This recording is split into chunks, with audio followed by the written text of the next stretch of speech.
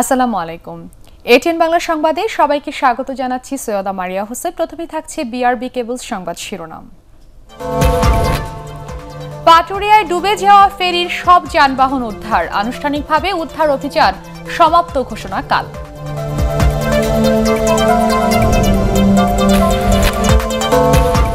ছাত্রলীগের দুই গ্রুপের সংঘর্ষে চট্টগ্রাম মেডিকেল কলেজ বন্ধ ঘোষণা, শিক্ষার্থীদের হল ত্যাগ।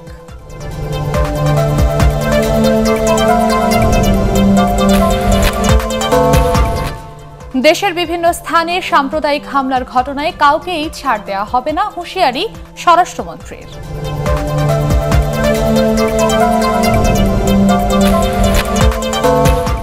বিশ্ব জলবায়ু সম্মেলনে যোগ দিতে কাল গ্লাসগোর উদ্দেশ্যে ঢাকা ছাড়ছেন প্রধানমন্ত্রী, বক্তব্য রাখবেন সোমবার।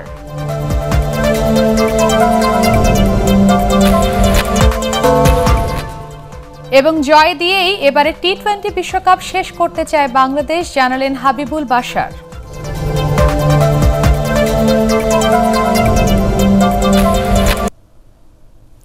শুনছিলেন বিআরবি কেবলস সংবাদ শিরোনাম। এবারে বিস্তারিত। মানিকগঞ্জের পাটুরিয়ায় ডুবে যাওয়া ফেরি থেকে সবশেষ ট্রাক উদ্ধার করেছে উদ্ধারকারী দল। আগামীকাল সকালে চালানো হবে আরেক দফা চিরুনি অভিযান।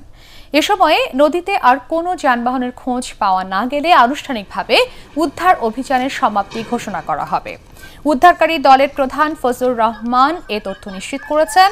এর আগে শিবালয়ের উপজেলা নির্বাহী কর্মকর্তা জেসমিন সুলতানা জানান, নৌ পরিবহন মন্ত্রণালয়ের সিদ্ধান্ত অনুযায়ী পরবর্তীতে অর্থ নিমজ্জিত ফেরিটির উদ্ধার কার্যক্রম শুরু হবে।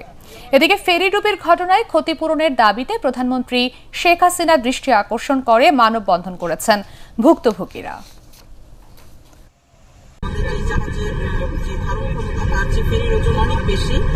এই ক্ষেত্রে আসলে টেকনিক্যাল পার্সন যারা তারা ভালো বলতে পারবেন। ঢাকায় এই বিষয়ে সভা হচ্ছে, উচ্চ পর্যায়ে একটি সভা হচ্ছে।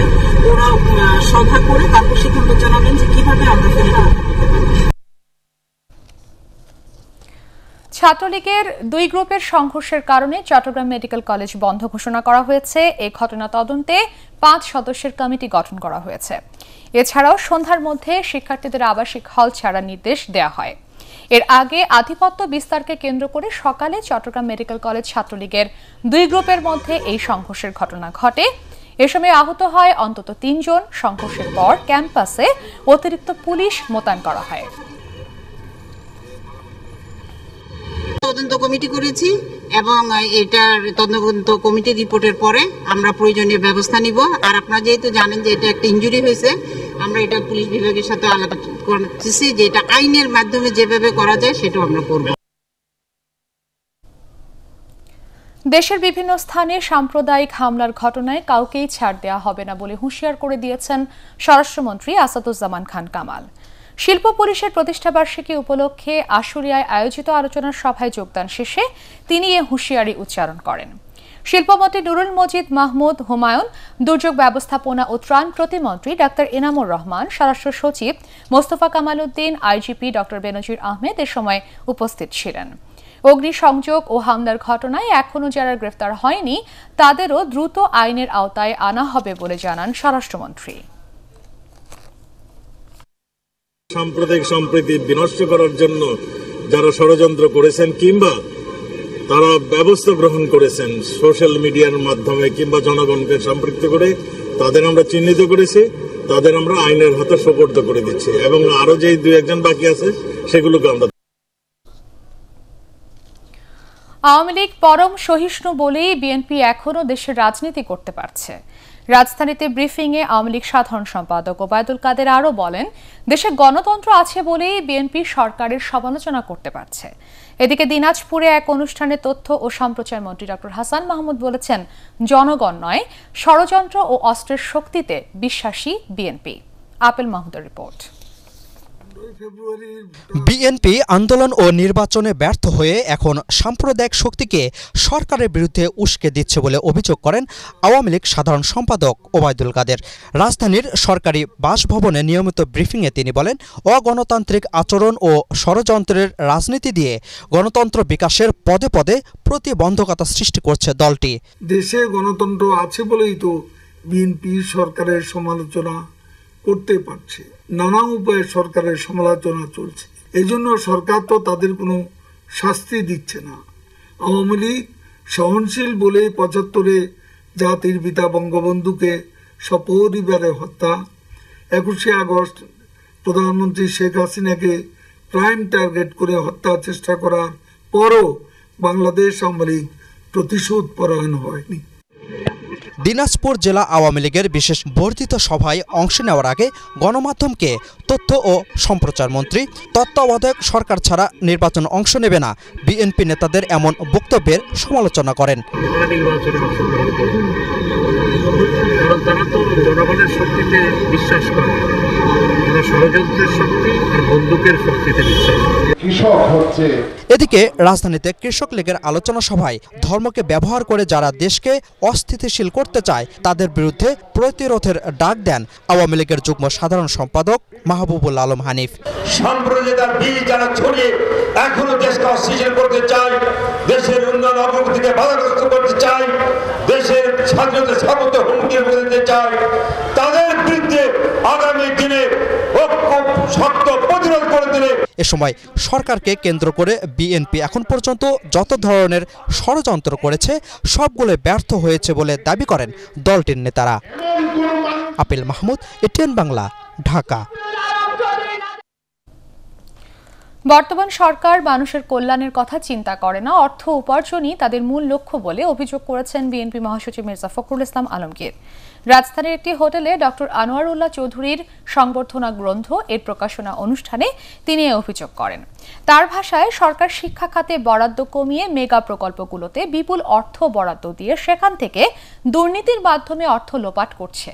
এ সময় সরকারের বিরুদ্ধে ঐক্যবদ্ধ আন্দোলনের তাগিদ দেন মির্জা ফখরুল।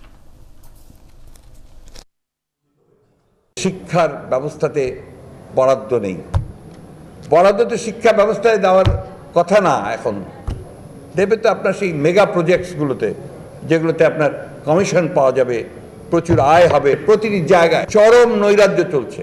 লক্ষ্য একটি, সেটি হচ্ছে যে কিভাবে অর্থ উপার্জন করা যায় মানুষের কল্যাণের জন্য, দেশের কল্যাণের জন্য, সেই দিকে কোনো কারো চিন্তাই নেই। দেশের বিভিন্ন স্থানে সাম্প্রদায়িক হামলার প্রতিবাদে রাজধানীর মানিক মিয়া এভিনিউয়ে প্রতিবাদ সমাবেশের আয়োজন করা হয়। সাংস্কৃতিক অঙ্গনের শিল্পী ও কলা কুশলীরা এতে অংশ নেন। বিভিন্ন ব্যানার ফেস্টুনের মাধ্যমে এসব হামলার প্রতিবাদ জানান তারা। অভিনেতা পীযূষ বন্দ্যোপাধ্যায়, তারিক আনাম খান এতে অন্যান্যের মধ্যে বক্তব্য রাখেন। দেশের সব ধর্মের মানুষের সম্প্রীতি বজায় রাখতে সবাইকে ঐক্যবদ্ধ হওয়ার আহ্বান জানান তারা। সেই ঘটনাগুলো নতুন নয়, এগুলো বারবার ঘটছে, কিন্তু আমরা বারবার দাঁড়াচ্ছি, কোনো প্রতিকার হচ্ছে না।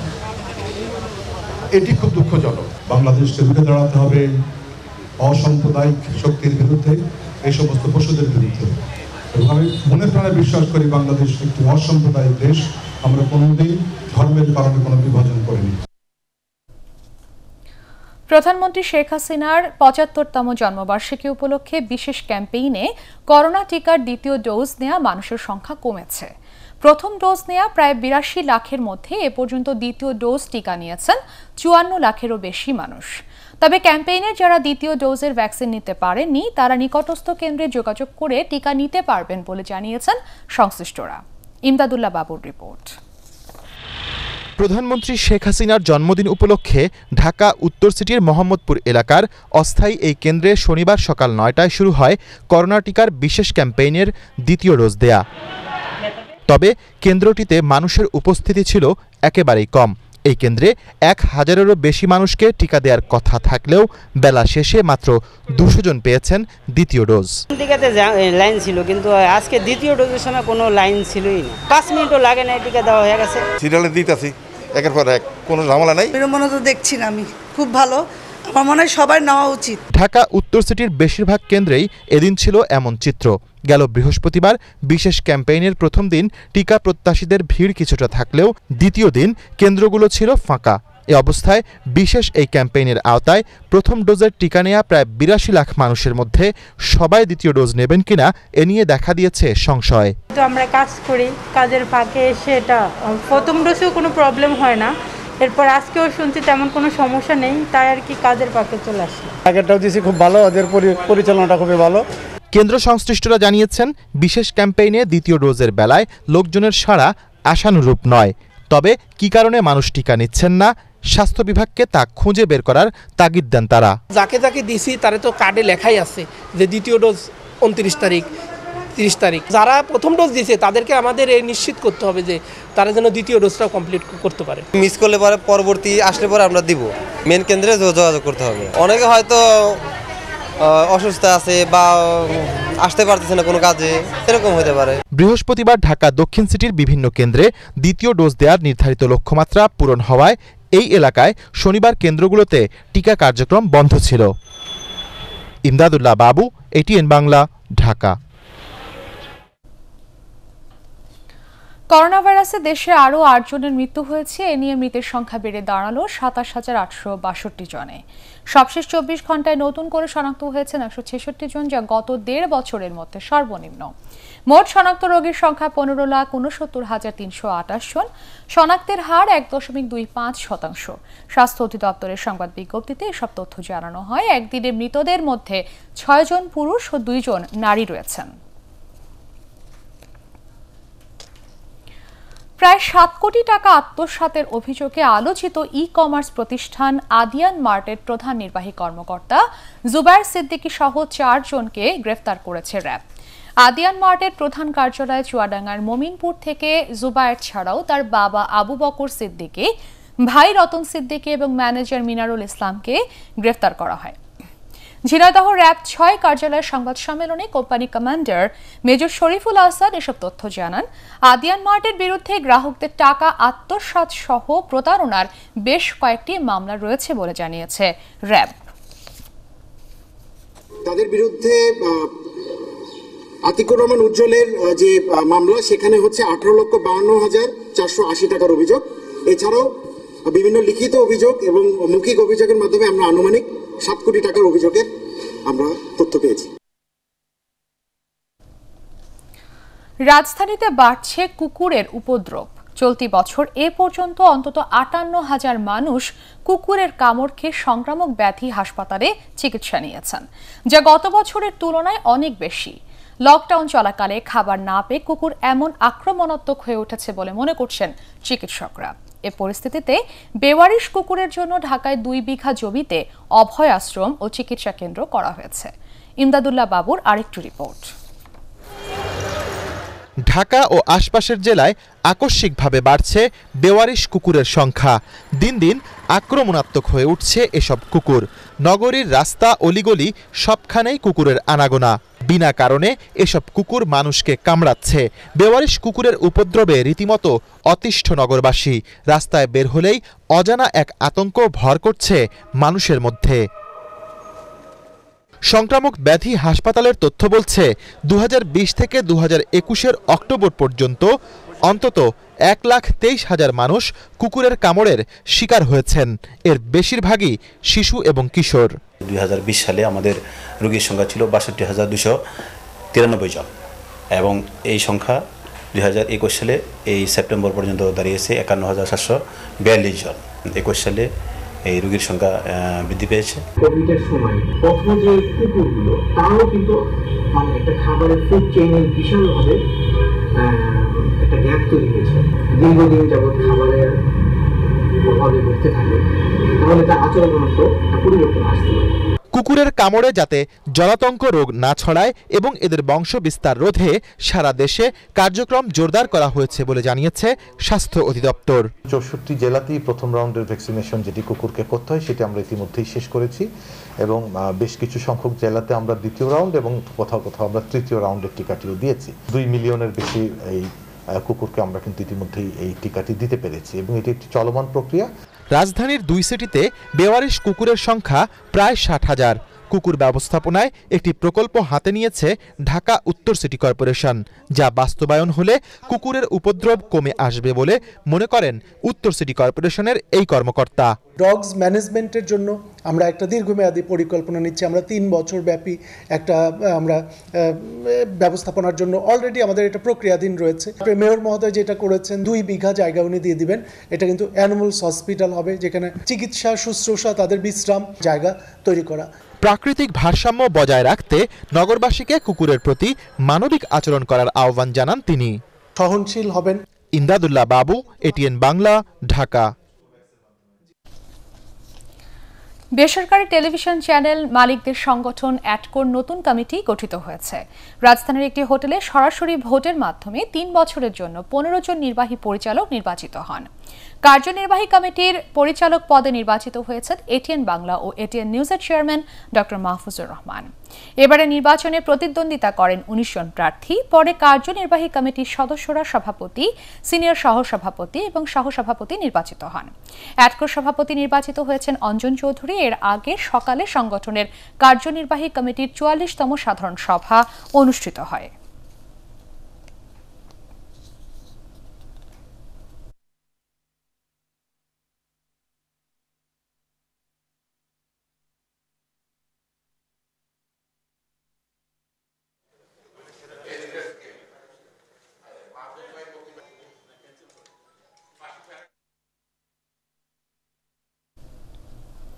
এবারে জাতিসংঘ জলবায়ু সম্মেলনের খবর।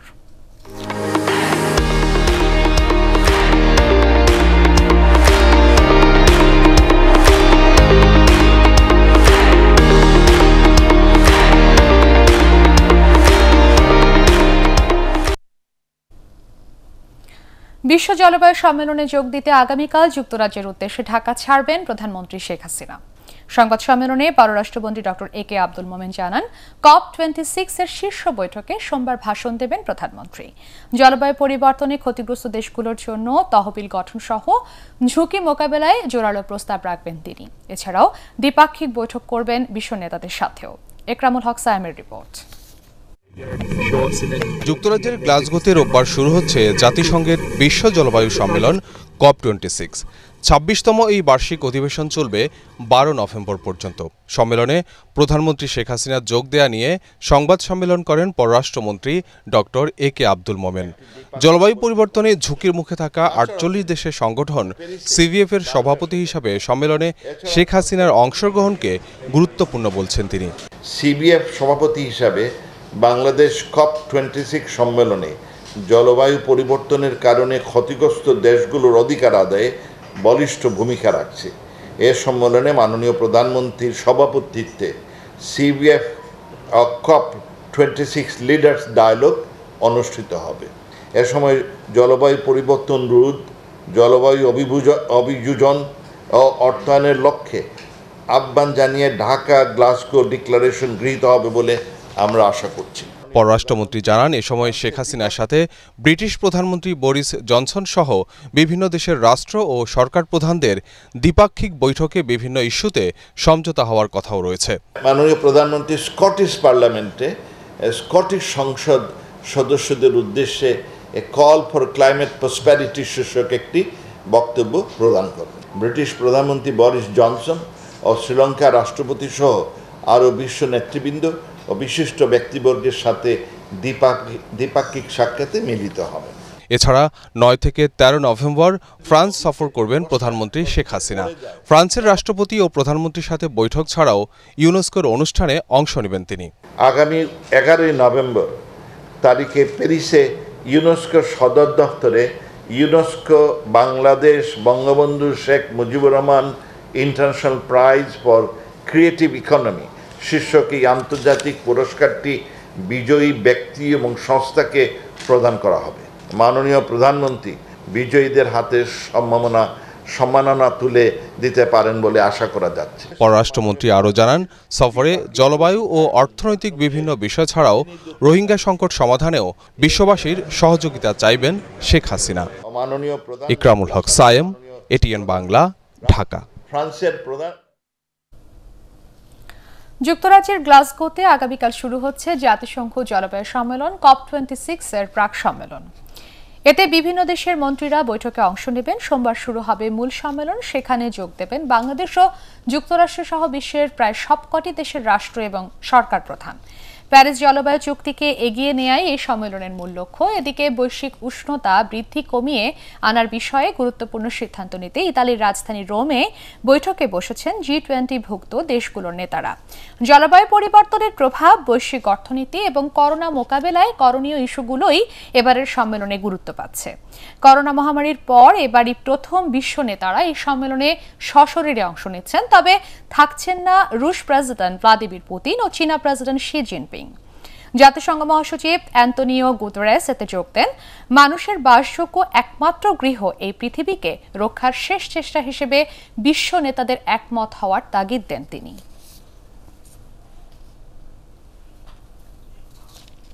টি-20 বিশ্বকাপ ক্রিকেটের খবর।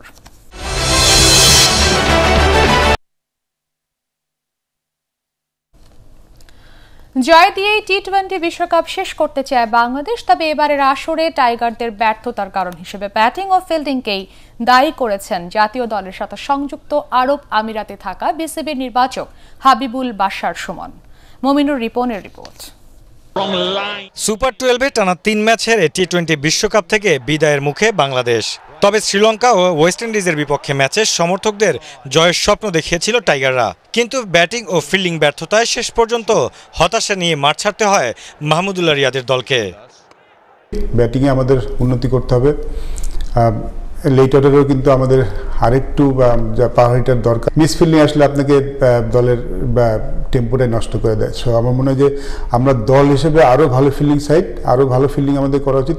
এই একটা জায়গায় আসলে আমি অনেক উন্নতি দেখতে চাই। 3টে ম্যাচের মধ্যে ইংল্যান্ডের সাথে আমরা ম্যাচটা আউটপ্লেড হয়েছিলাম, বাকি 2টি ম্যাচেই কিন্তু আমরা জয়ের সুযোগটা তৈরি করতে পেরেছিলাম। অবভিয়াসলি লাস্ট ম্যাচটা হার্ট ব্রোকেন ছিল। সেমিফাইনালের স্বপ্ন বাতাসে মিলিয়ে গেলেও টুর্নামেন্টের বাকি 2 ম্যাচে ভালো কিছু করে দেখাতে চায় টাইগাররা। সামনে 2টি ম্যাচ আছে, বিশ্বকাপের ম্যাচ মানে কিন্তু খুব গুরুত্বপূর্ণ এবং আমাদের জন্য খুব গুরুত্বপূর্ণ বাকি 2টি ম্যাচ আমরা ভালোভাবে শেষ করি। হ্যাঁ, আমাদের সেমিফাইনালের সুযোগ নেই এখন, খুব মানে বলাই যায়, কিন্তু আমরা বিশ্বকাপের শেষ ম্যাচ 2টি ভালোভাবে শেষ করতে চাই, জয় দিয়ে শেষ করতে চাই। সেটা আমাদের দলের জন্য খুব গুরুত্বপূর্ণ। বুধবার নিজেদের 4র্থ ম্যাচে দক্ষিণ আফ্রিকার বিপক্ষে মাঠে নামবে রাসেল ডোমিঙ্গোর শিষ্যরা। মমিনুর রিপন, এটিএন বাংলা। টি-20 বিশ্বকাপে শ্রীলঙ্কার বিপক্ষে শ্বাসরুদ্ধকর জয় পেয়েছে দক্ষিণ আফ্রিকা। শারজায় হাসারাঙ্গার হ্যাট্রিকের পরও লঙ্কানদের 4 উইকেটে হারায় প্রোটিয়ারা। 143 রানের টার্গেটে খেলতে নেমে শেষ ওভারে 15 রান প্রয়োজন ছিল দক্ষিণ আফ্রিকার। ডেভিড মিলারের 2 ছক্কায় 1 বল বাকি থাকতেই লক্ষ্যে পৌঁছে প্রোটিয়ারা। 6 উইকেটে 146 রান তোলে তারা। অধিনায়ক টেম্বা বাভুমা 46 আর 13 বলে অপরাজিত 23 রান করেন মিলার। এর আগে টস হেরে ব্যাট করতে নেমে 142 রানে গুটিয়ে যায় লঙ্কানরা। সর্বোচ্চ 72 রান করেন পাথুম নিশাঙ্কা। 17 রানে 3 উইকেট নিয়ে ম্যাচ সেরা হন তাবরাইজ শামসি। কুমিল্লায় পূজা মণ্ডপের ঘটনার সাথে জঙ্গিবাদের কোনো সম্পৃক্ততা ছিল না বলে জানিয়েছেন পুলিশের counter terrorism and transnational crime ইউনিটের প্রধান মোহাম্মদ আসাদুজ্জামান। তিনি বলেন, জঙ্গিবাদী সংগঠনগুলো সামাজিক যোগাযোগ মাধ্যমের ব্যবহার বাড়িয়েছে, জানিয়ে উদ্বিগ্ন ফেসবুক কর্তৃপক্ষ। এটিএন বাংলার ইউসিবি পাবলিক পার্লামেন্ট বিতর্ক অনুষ্ঠানে তিনি এসব কথা বলেন। শারফুল আলমের রিপোর্ট। দুর্গাপূজাকে কেন্দ্র করে সাম্প্রতিক সময়ে কুমিল্লা সহ দেশের বেশ কয়েকটি জেলায় সাম্প্রদায়িক সহিংসতার ঘটনা ঘটেছে। এর প্রতিবাদে চলছে নানা কর্মসূচিও। সাম্প্রদায়িক সহিংসতা বাড়ায় সোশ্যাল মিডিয়ার অপব্যবহার নিয়ে ছায়া সংসদের আয়োজন করে ডিবেট ফর ডেমোক্রেসি। রাজনৈতিক যে অপরাজনৈতিক প্রভাবগুলা এগুলোই মাননীয় স্পিকার আজকে এই অপরাজনীতি আজকে এই সাম্প্রদায়িক সহিংসতার পেছনে মাননীয় স্পিকার কাজ করে। মাননীয় স্পিকার সোশ্যাল মিডিয়ার অপব্যবহারের কারণে তার মানে এটি নিয়ন্ত্রণ করার মাধ্যমে আমরা পারবো এই সাম্প্রদায়িক সহিংসতা রোধ করতে। প্রতিযোগিতা শেষে ডিবেট ফর ডেমোক্রেসির চেয়ারম্যান হাসান আহমেদ চৌধুরী কিরণ বলেন, রাজনৈতিকভাবেই সাম্প্রদায়িক সহিংসতা বন্ধের উদ্যোগ নিতে হবে। সংখ্যালঘিষ্ঠরা রয়েছেন তাদের উপর এক ধরনের নিপীড়ন করানোর একটা অপপ্রয়াস কিন্তু অপশক্তিরা করে থাকে, সেই অপশক্তিকে প্রতিহত করতে হবে। রাজনৈতিক ঐক্যমত গঠন করা ছাড়া কোনোভাবেই আমরা এই সাম্প্রদায়িক সহিংসতাকে আমরা বন্ধ করতে পারবো না। অনুষ্ঠানের প্রধান অতিথি counter terrorism and transnational crime ইউনিটের প্রধান মোহাম্মদ আসাদুজ্জামান জানান, পূজাকে ঘিরে কোনো হুমকি ছিল না, তবে ওই সময় অনলাইনে নজরদারি বাড়ায় পুলিশ। সামাজিক যোগাযোগ মাধ্যমে গুজব ছড়িয়ে এরকম কোনো সহিংসতা ঘটানোর প্রচেষ্টা হয়ে থাকতে পারে, এরকম এই বিষয়ে আমাদের কিন্তু প্রস্তুতিও ছিল। তারপরে হয়তো কিছু অনাকাঙ্ক্ষিত ঘটনা ঘটে গিয়েছে, কিন্তু এর সাথে জঙ্গিবাদের কোনো যোগসূত্র নাই, জঙ্গি সংগঠনগুলোর কোনো যোগসূত্র ছিল না। সোশ্যাল মিডিয়া ব্যবহারে সতর্ক হওয়ার পরামর্শ দেন পুলিশের এই কর্মকর্তা। বিতর্ক প্রতিযোগিতায় ঢাকার আমিরুল মিল্লাত কামিল মাদ্রাসাকে হারিয়ে বিজয়ী হয় শরীয়তপুরের Majid Zarina foundation school and college. Shorful Alam, ATN Bangla, Dhaka. দক্ষিণ এশিয়ায় স্থিতিশীলতার স্বার্থে আফগানিস্তানের নতুন সরকারের সাথে অন্য দেশগুলোর যোগাযোগ বাড়ানোর তাগিদ দিয়েছেন বিশেষজ্ঞরা। তারা বলেন, আফগান নাগরিকদের কল্যাণের পাশাপাশি দেশটিকে ঘুরে দাঁড়াতে চীনের পাশাপাশি অন্য দেশগুলোর এগিয়ে আসা জরুরি। Bangladesh institute of law and international affairs BILIA আয়োজিত অনলাইন অনুষ্ঠানে বক্তারা এসব কথা বলেন। আফগানিস্তানের অর্থনীতি ও শিক্ষা সহ অবকাঠামোগত উন্নয়ন প্রয়োজন বলেও মনে করেন আলোচকরা।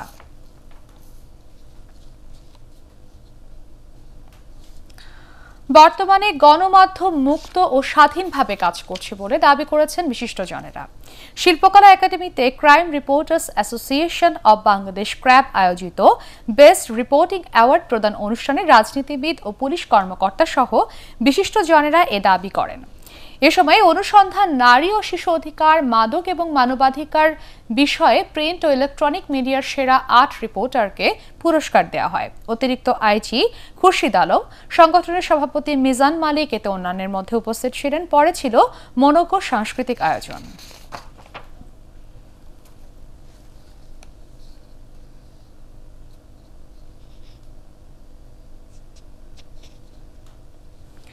আল আরাফা ইসলামী ব্যাংক অর্থ সংবাদ।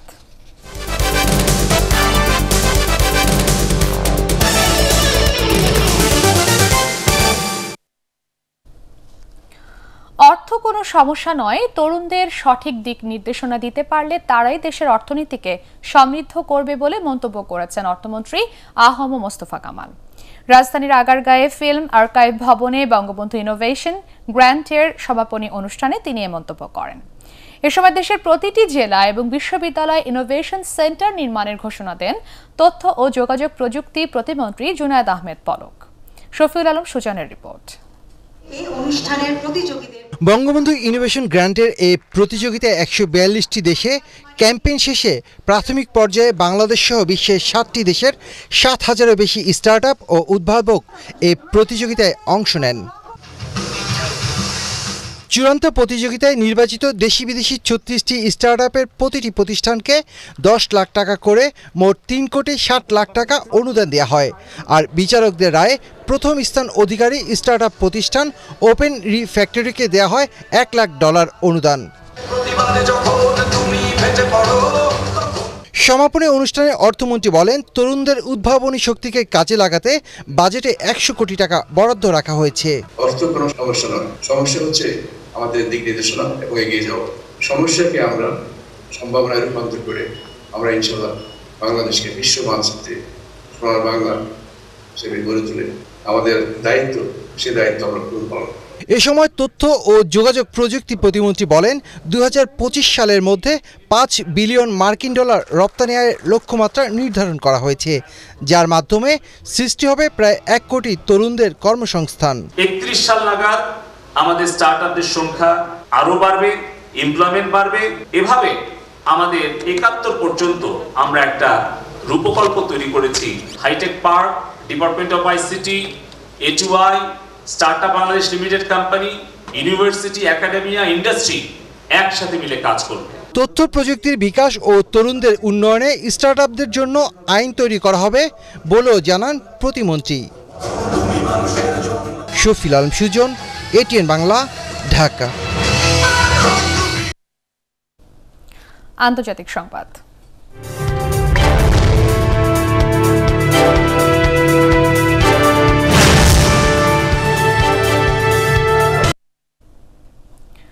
মাদক মামলায় ২৮ দিন পর জামিনে মুক্তি পেয়েছেন বলিউড বাদশা শাহরুখ খানের ছেলে আরিয়ান খান। সকালে মুম্বাইয়ের আর্থার রোডের কারাগার থেকে বেরিয়ে আসেন আরিয়ান। সেখানে আগে থেকেই গাড়ি নিয়ে অপেক্ষায় ছিলেন কিং খান। ভিড় ঠেলে ছেলেকে দ্রুত গাড়িতে তুলে বাসভবন মান্নাতের দিকে রওনা হন তারা। বৃহস্পতিবার ১৪টি শর্তে আরিয়ান খানের জামিন মঞ্জুর করে মুম্বাই হাইকোর্ট। ওই দিন নথিপত্র পাঠানো হলেও তা শুক্রবার আর্থার রোডের কারাগারে পৌঁছায়। গত ২ অক্টোবর গোয়াগামী একটি বিলাসবহুল প্রমোদতরীতে অভিযান চালিয়ে মাদকসহ আরিয়ান খান ও তার কয়েকজন বন্ধুকে আটক করে ভারতের narcotics control bureau NCB. BNP মানে দেশের মানুষের কাছে এখন আতঙ্ক বলে মন্তব্য করেছেন আওয়ামী লীগের যুগ্ম সাধারণ সম্পাদক আফম বাহাউদ্দিন নাসিম। রাজধানীর বাড্ডায় ঢাকা মহানগর উত্তর আওয়ামী লীগের ২১ নম্বর ওয়ার্ড সম্মেলনে তিনি আরও বলেন, জনগণের জন্য নয়, নিজেদের স্বার্থে রাজনীতি করে বিএনপি আগামীতে যেন কোনো ধরনের ষড়যন্ত্র বাস্তবায়ন করতে না পারে, সেজন্য আওয়ামী লীগ নেতাকর্মীদের সতর্ক থাকার পরামর্শ দেন তিনি।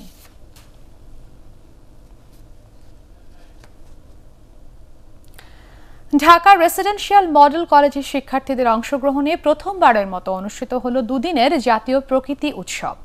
উৎসবের উদ্বোধন করেন প্রতিষ্ঠানের অধ্যক্ষ ব্রিগেডিয়ার জেনারেল কাজী শামীম ফরহাদ। শিক্ষা কার্যক্রমের অংশ হিসেবে পরিবেশ সম্পর্কে শিক্ষার্থীদের সচেতন করতে ২০১৯ সালের সেপ্টেম্বরে যাত্রা শুরু করে রেমিয়ান্স নেচার অ্যান্ড আর্থ ক্লাব অর্নেক।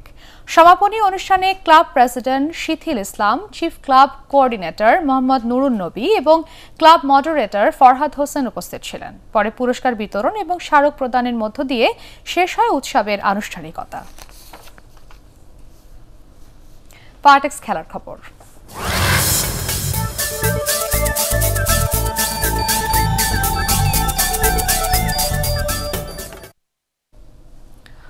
$১৭ কোটি টাকার ঘাটতি রেখে বাজেট অনুমোদন করেছে বাংলাদেশ ফুটবল ফেডারেশন। রাজধানীর একটি হোটেলে অনুষ্ঠিত বার্ষিক সাধারণ সভায় বাফুফের কাউন্সিলরদের সম্মতিতে এই বাজেট অনুমোদন দেওয়া হয়। এ সময় বাফুফের সাধারণ সম্পাদক আবু নাইম সোহাগ বলেন, ফুটবলের বিভিন্ন কার্যক্রম সম্পন্ন করতে ২০২২ সালের জন্য ৪১ কোটি টাকার বাজেট ধরা হয়েছে। তবে এ সময় বিভিন্ন স্পন্সর প্রতিষ্ঠান ফিফা এবং এএফসির কাছ থেকে অর্থ পাওয়া যাবে ২৪ কোটি টাকা। ঘাটতি পুষিয়ে নিতে বর্তমান কমিটি কাজ করে যাবে বলেও সভায় জানানো হয়। শেষ করার আগে বিআরবি কেবলস সংবাদ শিরোনাম আরও একবার। পাটুরিয়ায় ডুবে যাওয়া ফেরির সব যানবাহন উদ্ধার, আনুষ্ঠানিকভাবে উদ্ধার অভিযান সমাপ্ত ঘোষণা কাল।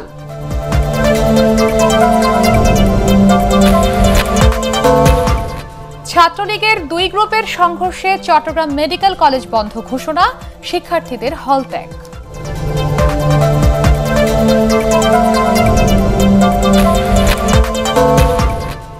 দেশের বিভিন্ন স্থানে সাম্প্রদায়িক হামলার ঘটনায় কাউকেই ছাড় দেওয়া হবে না, হুঁশিয়ারি স্বরাষ্ট্রমন্ত্রীর।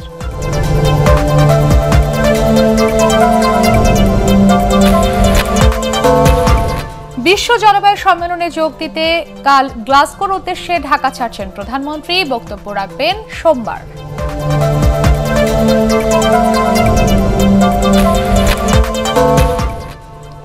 এবং জয় দিয়ে এবারে টি-20 বিশ্বকাপ শেষ করতে চায় বাংলাদেশ, জানালেন হাবিবুল বাশার।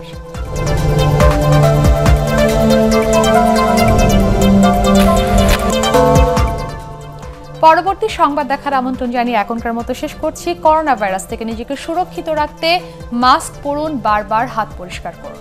এটিএন বাংলার সংবাদ ইউটিউবে দেখতে ব্রাউজ করুন youtube/ATN Bangla News। ধন্যবাদ সবাইকে।